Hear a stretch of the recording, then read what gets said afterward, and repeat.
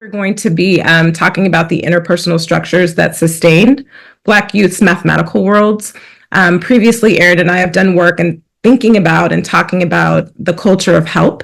And so this is another look at the undisclosed culture of help among Black youth and their communities, families, and peers in school mathematics.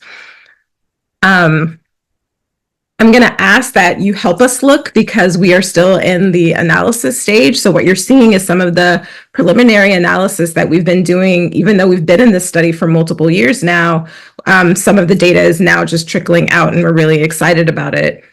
We followed two small cohorts of children. And so what we want to do in this talk is provide a look at their social networks for what we're calling college-focused Black youth. And so we're going to be thinking about the structure, the composition, and then how youth make sense of their networks for academic success. And so we're going to offer, as we do that, this kind of preliminary theaterization of the culture of help that Black youth narrate. But mostly you'll see that in the ways in which those interpersonal structures are shaped. We are going to also argue that it's an undisclosed culture of help because there is a preoccupation with the kind of intrapsychic cognitive parts of mathematics learning. And there's also these anti-Black framings of deviance within Black communities and families and peers that we know are untrue. And so because we've been focused on the wrong things, there's certain parts of Black children and Black youth's social lives that we're trying to bring into visibility. And that's why you'll see us talking about look and looking, because we want to create the opportunity for us to actually see Black youth in their fullness. We're going to take about 6 turns, hopefully 6 quick turns through the talk. We're going to look back. We're going to think a little bit about what grounds the study with respect to the literature and theory. We'll describe the study, and then we'll start taking, again, that first look at the data, and then we'll do some theorizing with you and show you a little bit about how we're thinking about that data. And then we're going to look forward into what we're anticipating in terms of the longitudinal aspects of this study. And then we'll leave with some parting thoughts as time allows. So I'm going to keep talking, but I will hand it over to Erin in a second, my colleague who has done so much of the hard work on this. But I want to get us started by looking back and thinking about what actually grounds this research. And one of the questions that Vonnie McLeod, who's a psychologist at the University of Michigan, has talked about is what is actually the study of the Black child? And what she essentially finds is that the study of the Black child is always the study of how the Black child is not like white children. And so that has taken shape in lots of different ways, specifically in math ed. So this is from a piece that I wrote, Mistaken Identities. It's a 2017 piece where I'm reviewing the mathematics identity literature, and I'm making a few arguments here. One of them is that the ways in which we've generally thought about and the study of the Black child is mostly evaluative in the sense that how they are not measuring up to the white child that is positioned as the norm. So that's that red circle there. The other kinds of studies are what I would call apologetic studies that try to explain disparities in Black achievement. Okay, so these are the apologetic style. And then there's this other category that is descriptive. So it's really trying either not to evaluate Black children in comparison or explain away a phenomenon that they're seeing, but rather to actually describe in a really rich way things that Black children are experiencing and doing, such that it adds to what we know about Black mathematics learners. The other things that we know about how we've studied Black children is at different scales of time. So we've studied things at the microgenetic level, which means really, really short time periods from seconds to minutes, to mesogenetic, which is over multiple months. And there are fewer studies that are about ontogenetics. So ontogenetic is over a long, multiple years, right, when we think longitudinally. So some of my work has looked at microgenetics. So if you wanted to explore what that looks like, there's a paper called Black Girl Face, where we're looking at the moment-to-moment, second-to-second details of how a child is engaging in an algebra problem in her middle school class.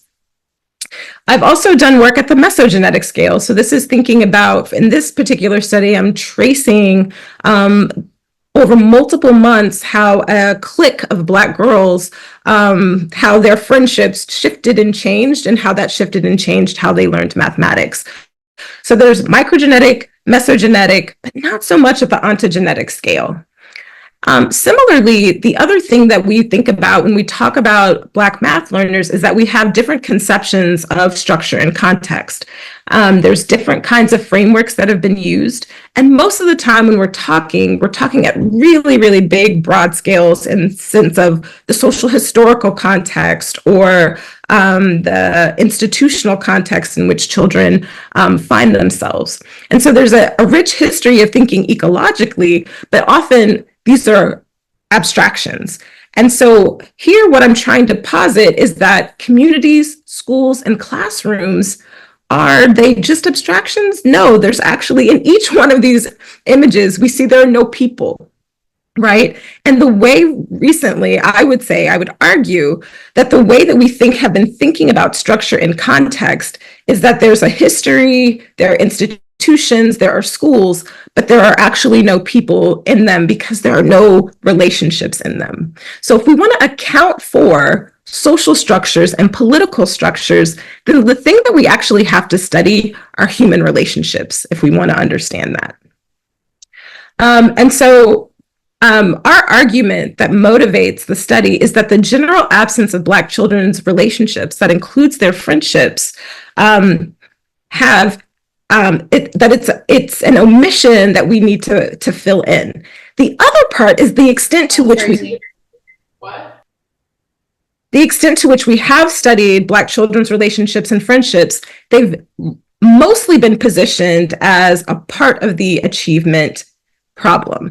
These relationships are rarely considered a source of mathematical success and an explanation for success. They're always treated as something that's detrimental or deleterious, so something subtractive from actual mathematical trajectories.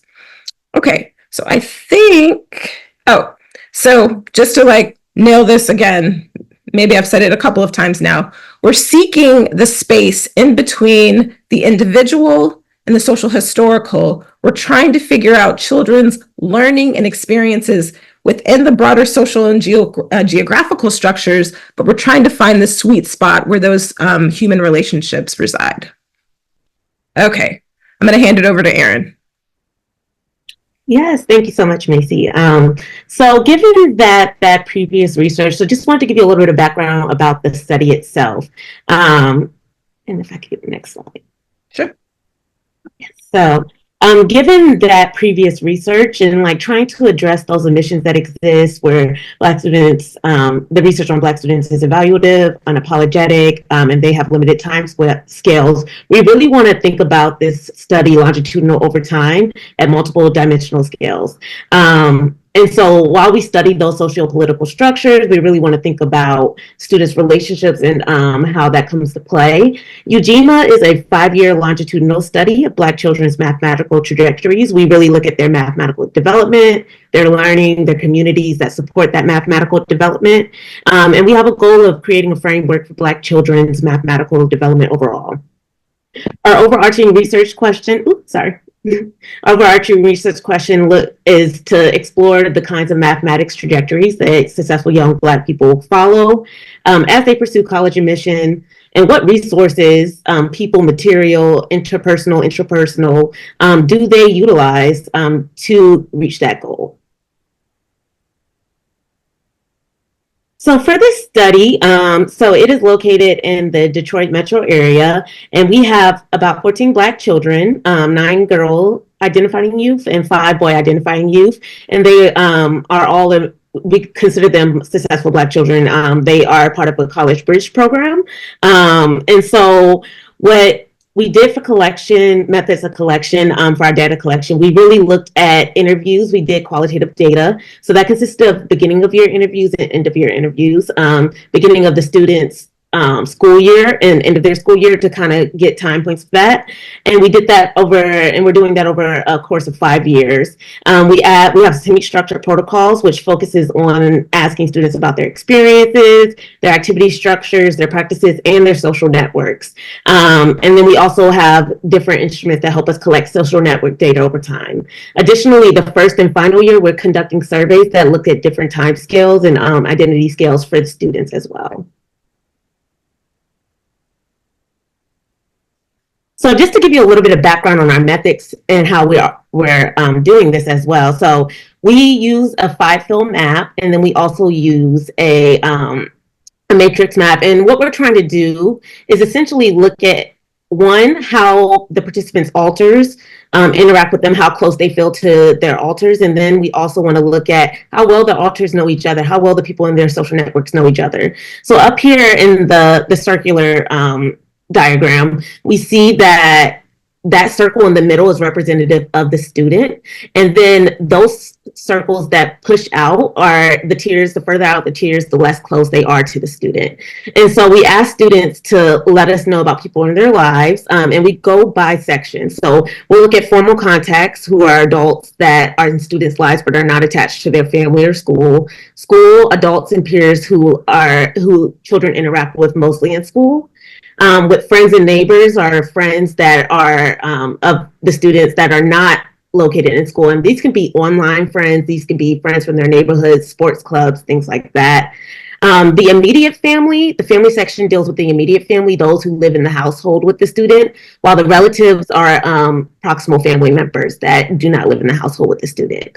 And so we ask students to place how close they feel to these alters, and then the circles as they go out, the further they go out, the less close they are. But that last circle also addresses if they have anyone in their social network that they might have conflict with. And so that gives us a sense of how close the relationship between the student and the alters are. Now, when we move down to the matrix, we're more so looking at the relationship between the students' alters. So does mom know mom? Does mom know younger brother? Does mom know the general tutor? And we're looking at it across sections as well. And so how we do this is we ask students that if two people have a strong relationship, that will be a 2. A 1 is if they have met or acquaintances, and then a 0 is if they don't know each other at all. And what that does is it gives us a sense of how interconnected these networks are, and which sections in students' lives really cross over as well. So we just want to take a look. Here are our wonderful participants. And so we just want to take a look into what their networks kind of look like at this time, and give you guys a couple of background of what this data means and what it could look like as you analyze these networks. And the fun part is the students design their Bitmojis. So this is, they think they look to the world. So one key feature when looking at network analysis data is the network size. And the network size corresponds to the number of alters that students have in their networks. The more people that they name in their networks, the larger the network size will be. So here we have Lawrence. He has a pretty large network size, and compared to June, who her network doesn't have as many people in it during this time. And this is their 8th grade year network. So just to give you like a sense of what that looked like. Now, focusing in on network density, more so looks at how interconnected the network is. So the more that people in your network know each other, the higher the density. So here, Patricia, you can see many of the lines that are connecting everybody in the network, whereas Ron, his density isn't as thick, and it's not as much, so he has a lower density there. And his network isn't as interconnected across sections either. Another feature that comes about a lot is clustering. So as you start looking at density and you start looking at network size, you start to see clusters start to form. And these clusters are kind of representative of neighborhoods. If people in certain neighborhoods know each other a little bit more or are more interconnected, you'll see those clusters form. So here, Victoria, we have like 2 sets of clusters. And really her clusters come about, you see it like separation where her family is like starts to form one cluster. They're very interconnected, but they're not as connected to her school. And that school cluster is very interconnected, but they have that separation. Mm-hmm. Did you want me to go? Is It's this fine. Yeah. okay? So with clustering, you have different types of neighborhoods. So we have 3 neighborhoods. Here we have Alex and we have Denver. And these 3 neighborhoods, this is just to show you that it can also be more than 2 neighborhoods. Here we have like their school section, their neighborhood and friends section, and then we have their family section. And oftentimes that means like their neighborhoods are not overlapping as much. And so there's not as much interconnectedness between their groups. But there's strong interconnectedness within each group. Mhm. Here are some more examples of clustering. These students only have 2 neighborhoods. Oftentimes, the majority of the time, the split is between school and family, but we'll see like other interconnectedness come about as well. So here, Georgie, Lonnie, and Court, we see different versions of how this could look. And one thing I want to just point out is that we see different levels of density as well. So despite the density, clustering could still show up in students' networks. Nice. And then additionally, a couple more with clustering 2 neighborhoods. We have John and Tamia. Again, you see the different levels of density. And density can look different within neighborhoods as well. So with John, you see the friend neighborhood is not as dense. And granted, the family neighborhood has more people, but they're also more interconnected. People know each other a little bit more there. And then we also see Tamia, both of hers are kind of similarly dense, but there's that separation, and she is the connecting point in the middle as well. And then sometimes we get instances where there are no clusters, and this means that students' networks are very interconnected across neighborhoods, across groups. Family is very well known with school members with friends. And so here's Stephanie, and she's a great example of that, where a lot of people in her network know each other. One feature that comes about is network size. So this is kind of what we were talking about earlier. Here we see the range of network sizes in our data set. And so some students, while they might have 40, some have about 15, closer to 12. And so that's just like, as you can see, it like ranges over time, and it's interesting. It can give us insight into how big networks are, how they change over time throughout the years, if they're getting smaller or larger, and those things end up mattering. We can also look at composition. So for instance, we can look at gender composition of networks. We split our composition up into women, girls, boys, and men. And so what we saw is that the networks of girl identifying Black youth, they tend to have more women and girls in their network. Same for boy identifying Black youth networks, they tend to have more men and boys. And then additionally, another thing we saw is that the racial composition of the networks were overwhelmingly racially homogeneous. Majority of the students had majority Black networks. And then when we look at composition, we can look at the proportion of those clusters, those neighborhoods as well. So again, these are the sections that were laid out in our 5-field map: the formal contacts, the school contacts, the relatives and family, and the neighborhood friends. And so we can see across different networks that certain aspects of those networks or certain clusters are greater than others. So if we look at John, his family network is very prevalent in his general network scheme, whereas his school is not so much, and he doesn't have any formal contacts, or he doesn't have any neighborhood friends. And so they can vary in how many they have and who also is included into those networks.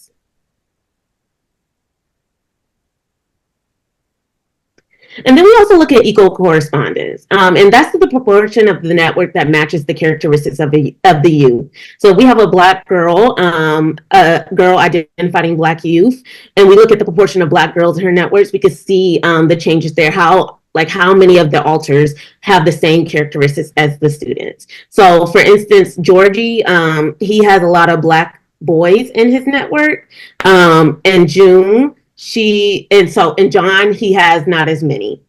Mm-hmm. And then we also can look at betweenness. Betweenness is really interesting. It's very helpful when considering math and resources as well, because betweenness lets you know who is most central to the network, who are the most central members. And these folks are essentially people that can control the flow of information and resources in the network. So it's highly probable that if there's information that's going to get from one side of a network to another, it'll go through that alter.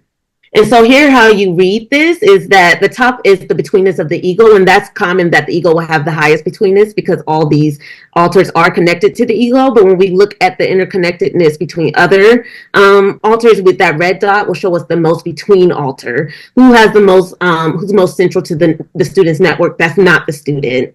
And then we have the general betweenness of all the alters, and with that blue bar at the bottom.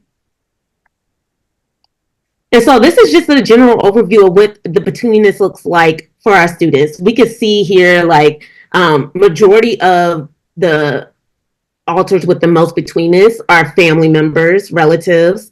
Additionally, we see like a high volume of moms, dads, brothers, and they really end up controlling the flow of resources between students, different intrapersonal networks. And additionally, we see even with Tamia, mom and dad have the same amount of centrality as the ego herself, as the student herself. So it can range in that. And then here you see that's not always the case though. June, her most between network alter is a school friend.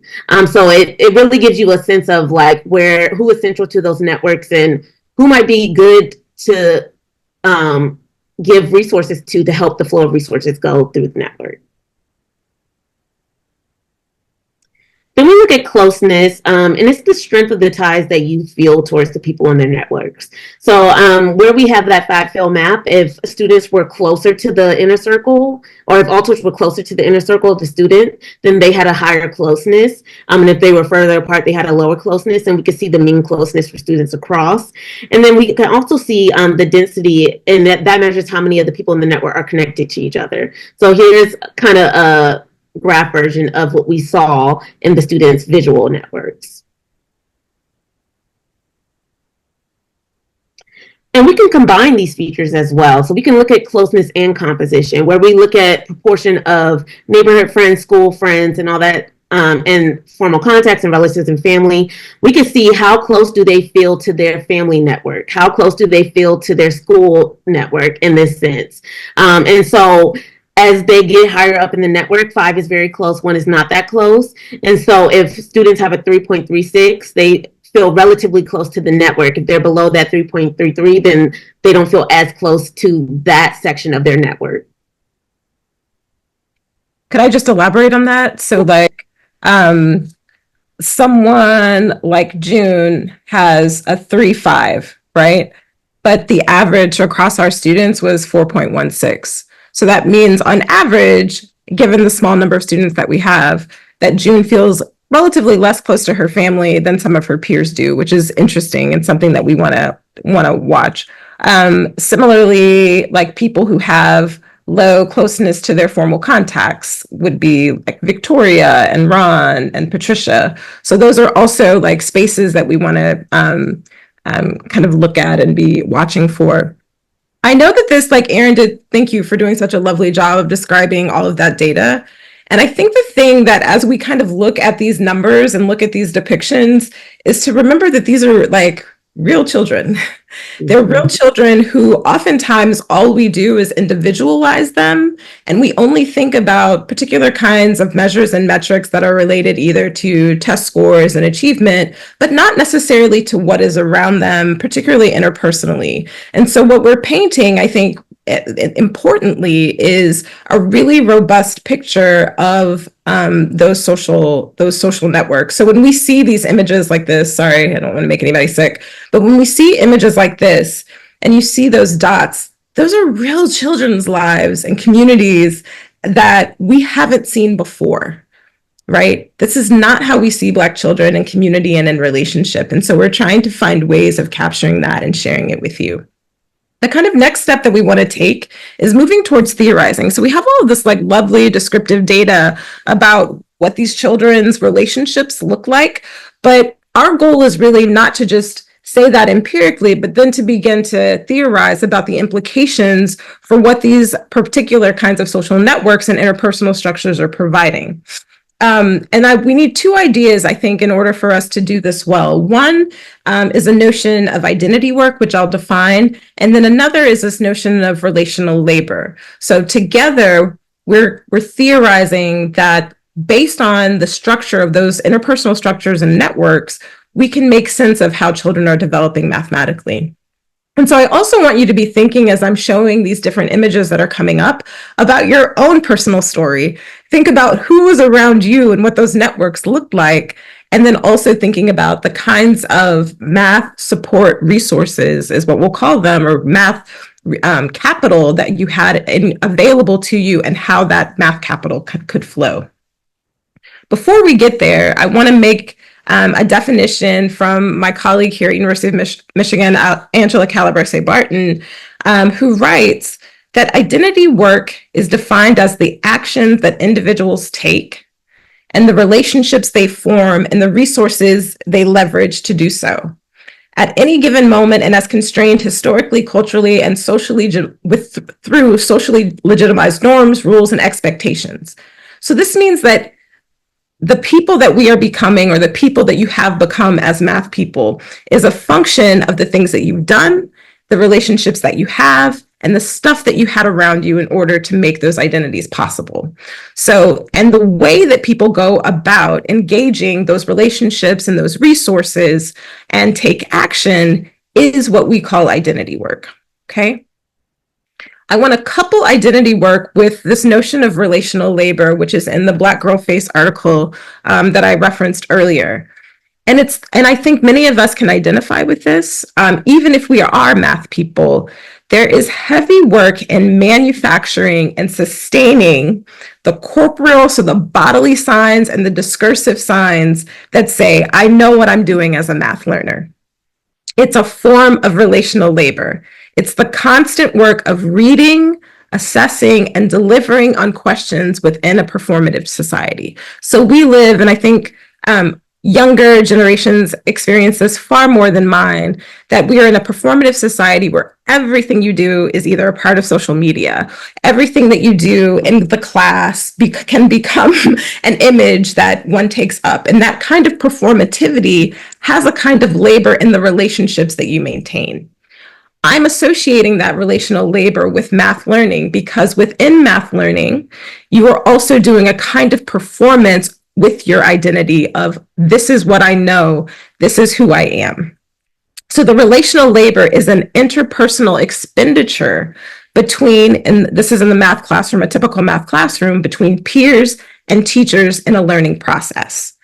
And why this construct was really important to me is because I want to debunk a myth that all kids have to do when they go to school to learn math is just show up and sit there and listen.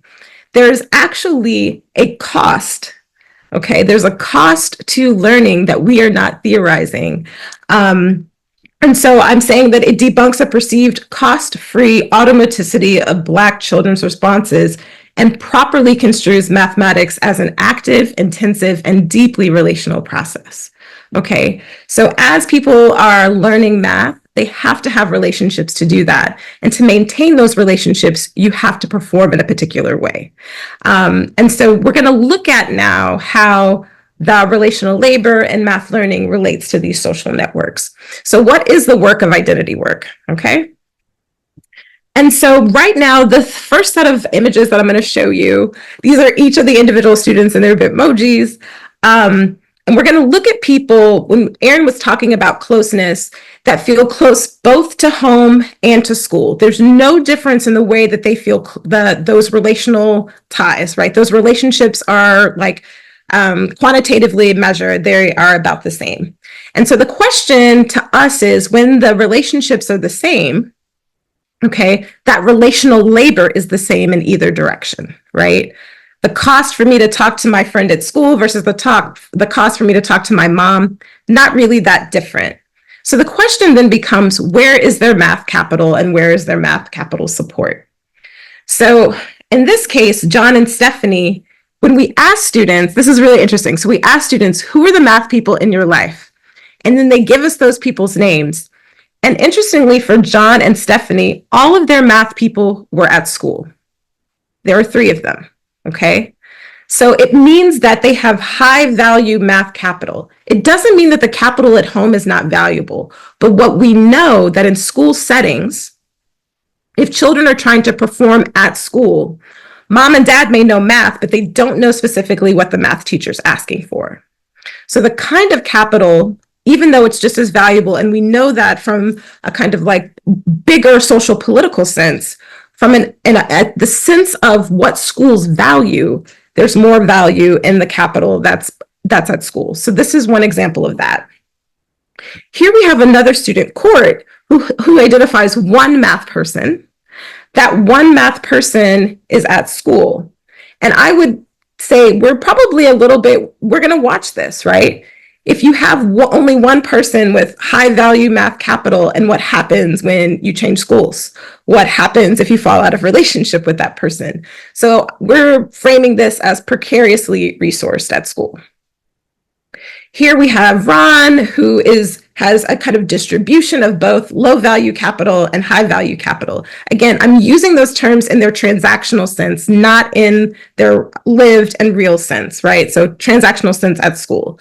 And he has a distributed is distributed, but also well-resourced at school. Lawrence, similar, but also notice that he's less close to both home and school.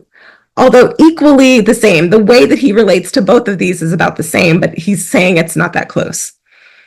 How am I doing on time? We're doing okay. Okay. Tamia, distributed and precariously resourced at school, but we've got a couple of resources at home, which is really interesting. And then here's our image of June, who narrates, "There's no math people in my circle." So this is a person that we want to watch over time to see how math people show up and where in terms of developing resources. This is in their 8th grade year. Okay. Now let's think about what happens when students are feeling closer to home or either closer to school. So we're going to start off with closer to home. These students are closer to the members in their network that are part of their relatives and family. So the question is, where is the youth's math capital in this case, and what are the costs and value of using it? So in this case, we have Georgie and Patricia, okay? Notice their arrows are reaching way over to home, and the math people in their life are at home. The math people, again, provide lower math capital in the transactional sense at school, and there's a lower relational cost to using that math capital, meaning it's not a big deal if I ask my brother or my mom or my cousin for help. It's just that the help that they provide may not translate in the same way. Now, here we have someone, this is Alex, really interesting when we get to his year 2, right, Erin? So Alex, much closer to people at home, but he has a lot of math people at school, okay? So what are the implications there? So if you have a high value of math capital with your friends or perhaps teachers at school, but I think these were mostly friends, but there's a higher relational cost to using that capital. That means the interpersonal work that it takes to show up vulnerable, to do that performative work looks different at school with those particular members of my community network than it does with at home. So this creates a really interesting tension, right? So is it better to do low relational cost work that has less capital, or do more of the work in a space that has a higher value capital in terms of the transactions at school? And then we have a couple of folks that are closer to school.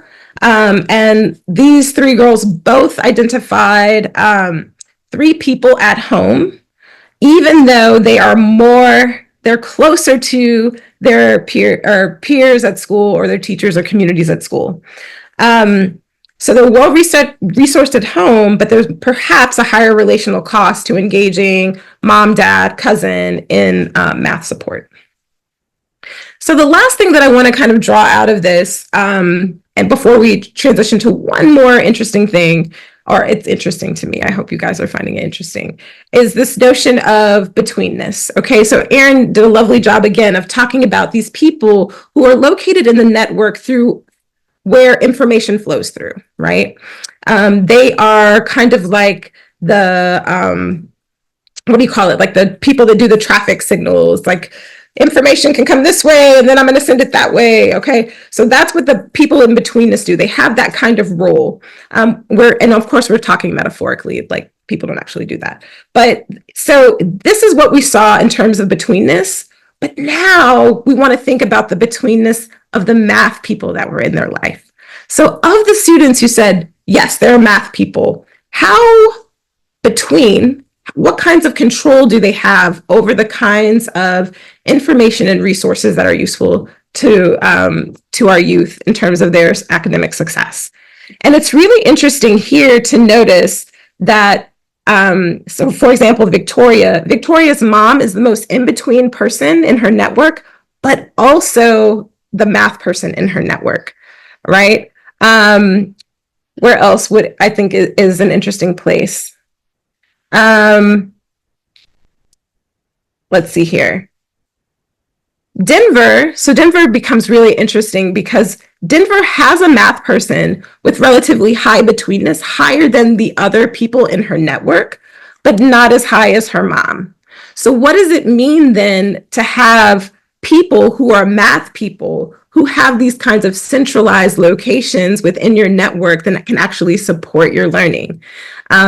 And that means for the other folks where we don't see those little diamonds, those blue diamonds, it means that their math people are clumped in with everybody else. And so I'll depict this here with Alex again.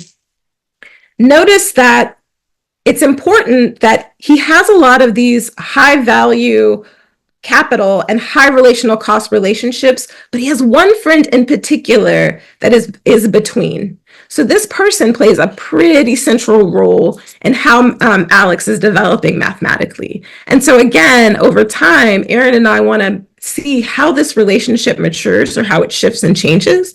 This is 8th grade, moving on to 9th grade, to see how that mediates how Alex is becoming a particular kind of math learner in person. For Victoria, her dad, I might have gotten that wrong, it might be mom, is the most central figure. Dad is also a central figure for Lawrence. So even though these people have low, quote unquote, I understand how what I'm saying sounds, low value math capital in a transactional sense at school. We know schools don't value what happens at home. So that's the point that I'm trying to make. That he has this central person in dad. So it's a question of what is dad providing and leveraging as this like high between person with this kind of important position within the network. And then for Denver, it's really cool that her brother is this person, right? So low value, but high relational cost, but he is one of the most in between people in their life. And then for Tamia, it's her sister. So Ron is his mom, and I'm going to start trying to close up here. So Erin, did you want to take us, just like give us a kind of taste of what it looks like? So now we're going to see their 8th grade to 9th grade year, and we're going to look at what their networks look like. It's really fun. Yeah, so just keep in mind as they move across those years, that's a big year of transition. Some of them are moving schools, some of them are not. Some of them have shifted in where like the types of schools that they're moving in. So like we're interested in seeing like how that shifts over time and how that affects their mathematical journey. So this is again our students, and we're going to look at our first cohort. So looking at Patricia's, during this year, we see a lot of shifts in density and new clustering as well. So we see her network getting a little bit more dense as she moves to high school.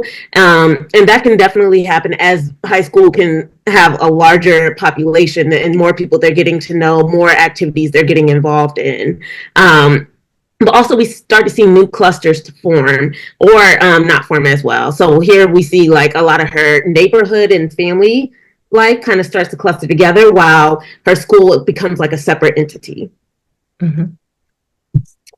This one's really interesting. June, over time, her network has grown over that transitional period. Now, while she still does not have any identified math people, we can see clusters starting to form in her network.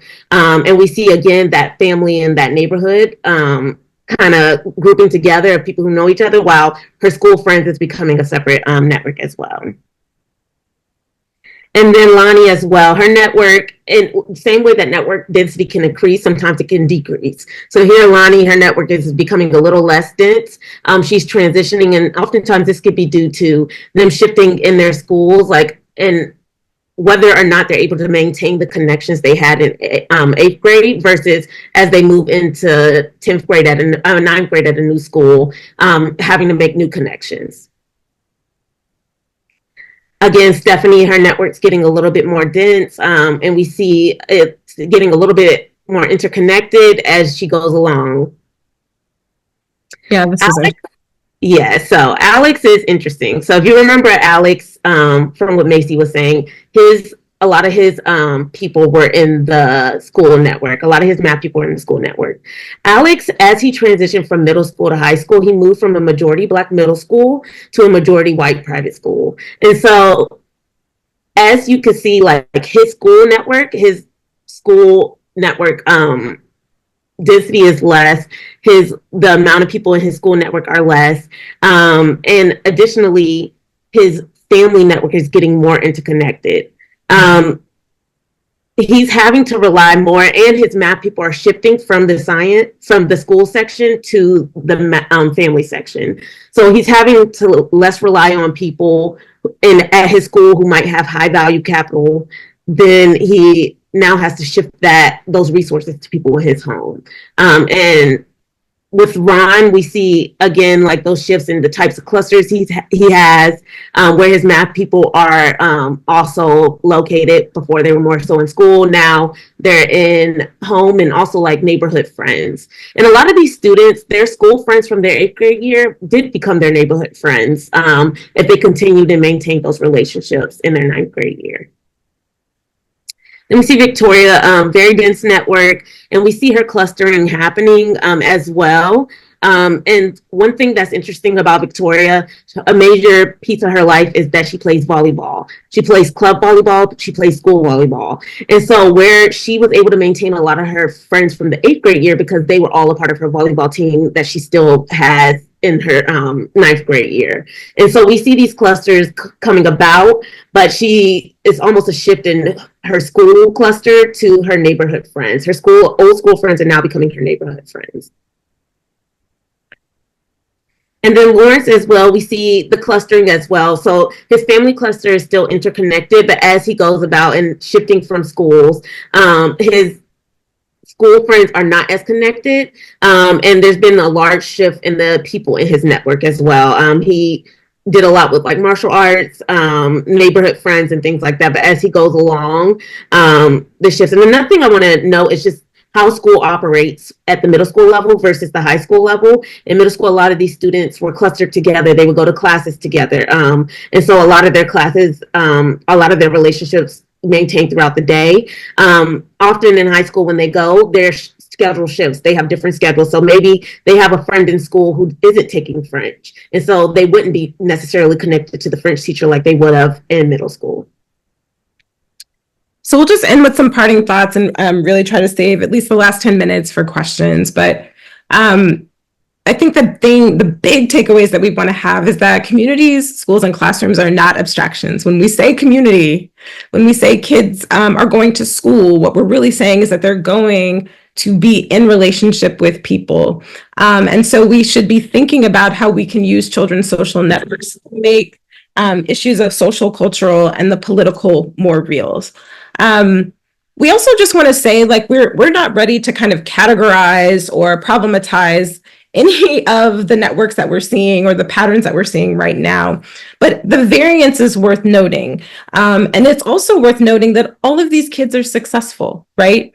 And so that there's not one way for us to be socially related, but there are various kinds of relational patterns and structures that kids can take advantage of.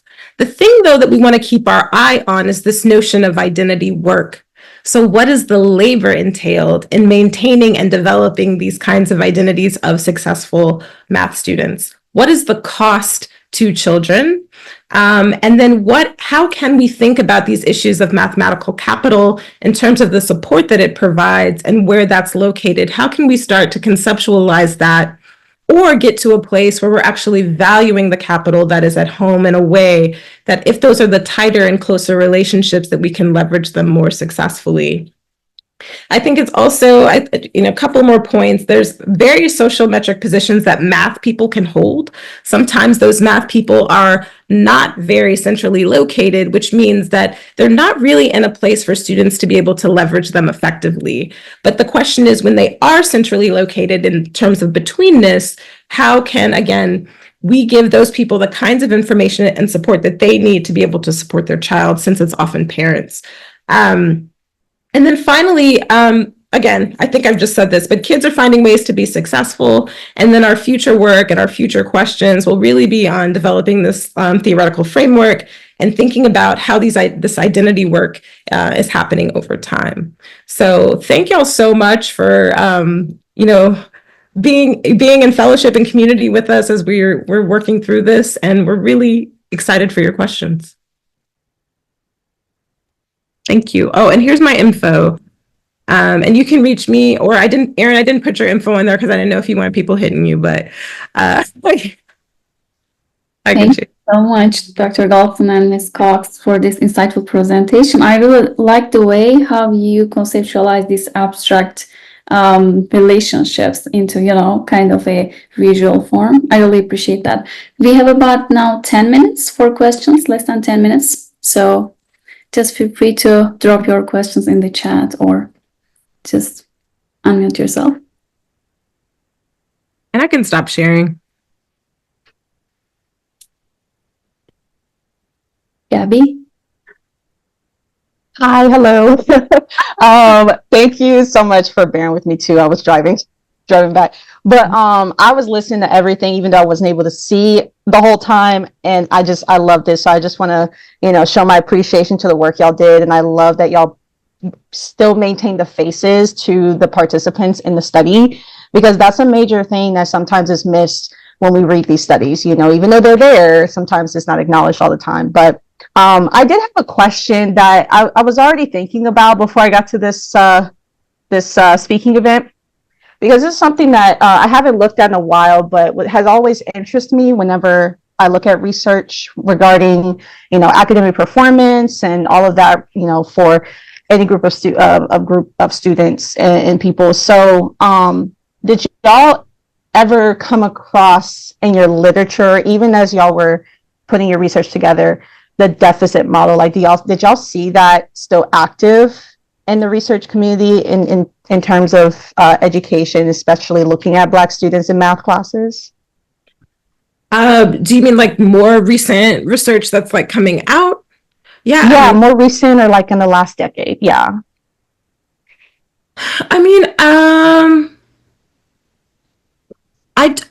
If it's coming out, I'm not reading it, because that's not something I would be gravitating towards. And if it's being pushed into journals or ones that I review for, I would have ways of responding to submissions that look that way. But I think the reality, so in terms of my kind of the way that I position myself is thinking about race and racism as a fairly permanent feature, not fairly, it is a permanent feature of our society. And so that means that there are always going to be elements of the things that that get published or that become visible and accessible that are going to have deficit orientations or problematics built into them. I can problematize even the way in which I'm talking about home-based capital of like math people at home, right? Yeah. But there's a way in which I'm trying to reflect both a reality of like what it is and what is facilitating success for these children. But certainly if I put that in a paper, low value capital at home, you best believe that the part, particularly if a journalist or media is going to pick up on it, the way that would get framed out would be highly problematic. So the way in which Erin and I eventually like codify this into a journal article, I think we're going to have to be really careful. But I think even when we are doing asset-based stuff, there are ways that it can get taken up and, mobilized and marshaled in really problematic ways, for sure. I definitely understand that. Thank you. Yeah. What motivates your question, Gabby? Well, I had done a little literature review when I was an undergrad for research methods class in human development, and it had that major at U of H has elements of education psychology, which is how I moved into this space before I was in pre-med. But it was a group project. We were doing our research and we kind of came across it, and we just wanted to highlight that when we looked at, we were focusing on, I think, generally academic performance of Black and Brown students in the US. And so I was just curious if y'all had ever come across that in your own literature, and just whether it's, I guess, still very active or if it's kind of ramped down since we're really calling it out in research now, which I absolutely love. But yeah, that was what I was interested in. I think as long as test scores remain the basis for how we are measuring achievement and children's capacity, there's always going to be that present. But that's also because we know that those tests are created inside of a set of politicized and racialized systems that actually are designed to maintain those systems. And I mean that both metaphorically and figuratively and literally, that when test developers are actually developing a set of standardized tests, when they are item testing, if an item gets piloted and Black children score better on it than white children, that raises a red flag that the item is not functioning properly. And those test items get thrown out, right? Because it's not functioning in the way. So that's both the literal way in which we design particular kinds of tests, given what they are designed to do, which is to create spread and variance, but that variance is racialized. So we can think about, again, we can think about it historically and metaphorically and figuratively, but then we can also think literally how these systems are built and what they're designed to maintain. And so given that, yes, literature that anytime talks about performance, achievement is always going to be telling a kind of same old narrative. And I think it's for us to be able to contextualize that. It's those are facts, those test scores are coming out. How do we contextualize that and make sense of it? And then what's our responsibility to it? Yeah. Okay. Other questions? I did have one, but I'll let someone else. Sure.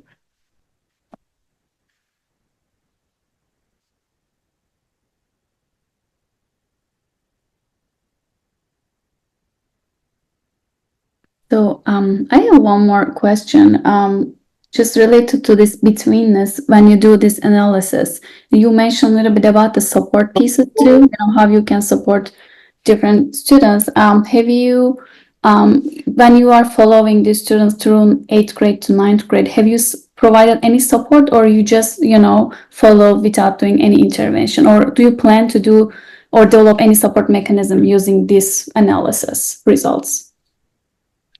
Yeah, there's no intervention. This is not an intervention-based study.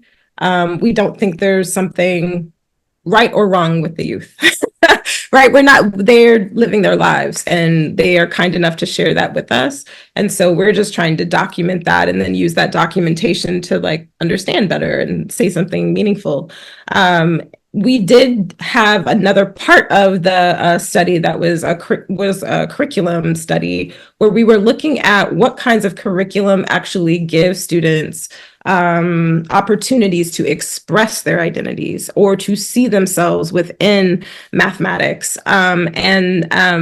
So we have sunsetted that part of the project, but it's an online multi-unit thing, and we're trying to expose them to, for those that haven't had the opportunity, what's calculus and how does it relate to a broader history and where are you inside of that history? So I didn't frame that as an intervention, though. I was trying to create resources for students to be able to express their identities as opposed to change their identities. And I think that's the distinction for me. Yeah, I mean, what I meant was more about you're talking about developing a math identity or the way they position them as a math doers, was there any difference or, just pushing them more towards STEM fields or, encouraging to STEM pathways, which By being a part of the project, you mean? Yeah, I mean, just as a purpose of that. Erin, are you seeing shifts in how they're talking about themselves as math people? Not necessarily. I think like as they like increase in their math journey, some of them are taking pretty hard math classes, geometry, algebra 2. Like the content is getting more difficult and it's something that is not as familiar as when they were. So they're grappling with the content getting harder and working through that. But generally they continue to have positive math identities. A lot of them have their math identity have increased. I could think of like one student who maybe over time as she was learning about her math, like increasing into levels of math, she felt like less like she was good at math. But oftentimes that might be related to, oftentimes they attributed that to maybe the type of teacher they had that year or how their class was set up. Like maybe they were only using textbooks that year and it wasn't as interesting and it was just hard to kind of grasp the concept or get the support they needed. But generally they're pretty like about math. They're like, yeah, I know my math. So it's great to see, and it's interesting to see as it goes. But as the content gets harder, it's just more difficult to grapple with, and so they're just navigating the normalness of schools and increasing it. Thank you. I know we don't have much time, but if there's any final comment or question, we could take that.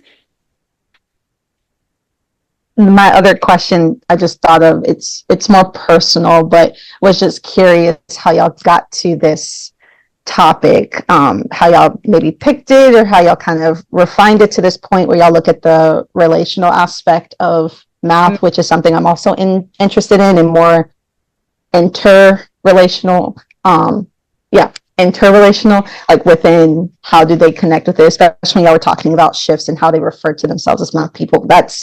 That's going to be amazing to see flourish. But anyways, I wanted to understand like how y'all got to that point of doing this research. Well, I dragged Erin into my project and wouldn't let her leave. So that and I came willingly. So so you were voluntold. Got it.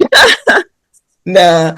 I mean, so for me, so this work for me has been years long. I'm like kind of blown, like 12 to 15 years long when I was doing my dissertation and I was in a classroom on the west side of Chicago working with third grade girls and looking at how their friendships, I kind of referenced the paper earlier, but how their friendships changed.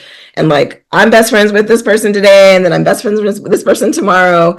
And that's all fine and good. But what was also happening is that it was, rolling over onto the carpet and it was rolling over into math hour. And that really got me zeroed in on, okay, if I start tracing these relational and friendship dynamics, what can I also learn about their math learning and what it means to be a Black girl and how I do Black girlness. And so that's how it started for me, was like actually mapping the social networks in this very small classroom. And as my career progressed, I have had opportunities to apply for grants, and I wanted to scale what I saw in that small classroom up, and I wanted to think about it at later stages of development, so in the middle school to high school. And so this project is a kind of outbirth from dissertations matter, y'all, out of my dissertation work, but it's been years in the making. And I feel like right now, I mean, like I said, it's been longer than 10, but 12, 15 years. And now I'm working with Erin, who is, crunching this data and helping me see something completely new that I didn't see before in that small ethnographic study.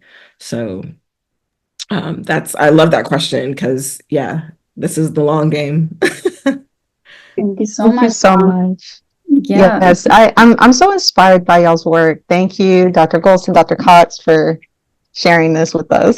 Gabby, appreciate you. It was really lovely to meet you. Me too.